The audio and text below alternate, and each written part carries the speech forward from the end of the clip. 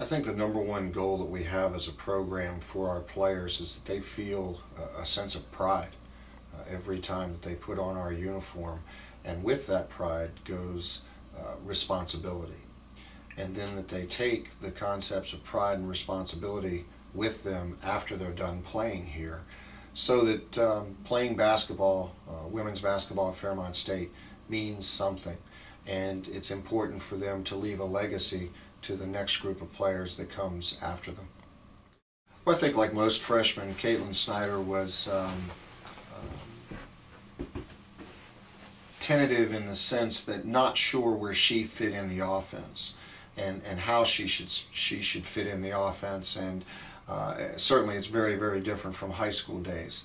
And I thought as the year went on, she became more and more comfortable, as you would expect, and then her own abilities came out, and she was able to play at the level I think she's capable of playing at, which is very high.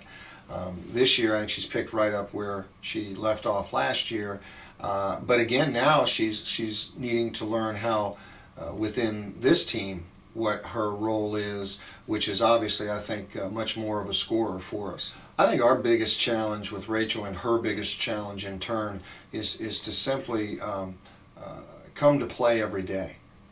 Just come out and go to work every day in practice, go to work every game.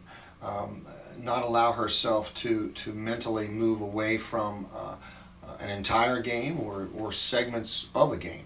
When she's focused, she is an excellent defensive player, and she can score. So we're just trying to work on her ability to focus better at any given moment, any given day. Lauren worked extremely hard over the summer. She's been set back with an Achilles tendon injury right now, but I think she's already made a transition from that junior year to this senior year, and a year and a half out of basketball before the junior year. And so I'm not real worried about her mental approach right now. I think it's excellent. Now we have to get her back healthy and then get her on the court and get enough reps that she's back to where she was the first week of practice. Well, I think you know, it's very much like, I think this is correct, like a spring football game. Almost always the defense is ahead of the offense, and spring football games don't necessarily have high scoring conclusions. It's kind of like that for us right now. We're very much trying to figure out who's going to score and where they're going to score from and how they're going to score. So we've got to become consistent defensively. We've got to understand that, and we actually spoke about that with our players yesterday at practice at length, that understanding what we are trying to do is as important as anything else. You can't get better at a particular aspect of basketball unless you know what that getting better should look like. And I think right now we're not 100% sure exactly, even defensively, what it should look like. But again, that's quite a bit because we're very young. Well, I think the new kids are quick. They play together extremely well, as you would expect. They can shoot, but they're still learning college basketball, and the speed of a college basketball game is much different than a high school basketball game. You know, you're not in college basketball, and we've explained this to our players already. We think we can win every game on our schedule.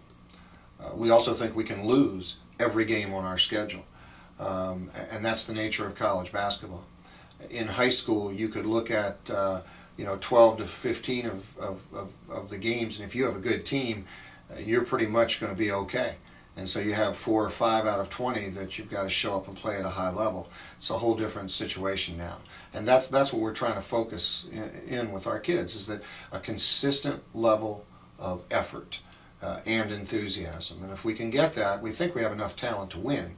But we've got to get that consistency in our behaviors to become something that is second nature for us.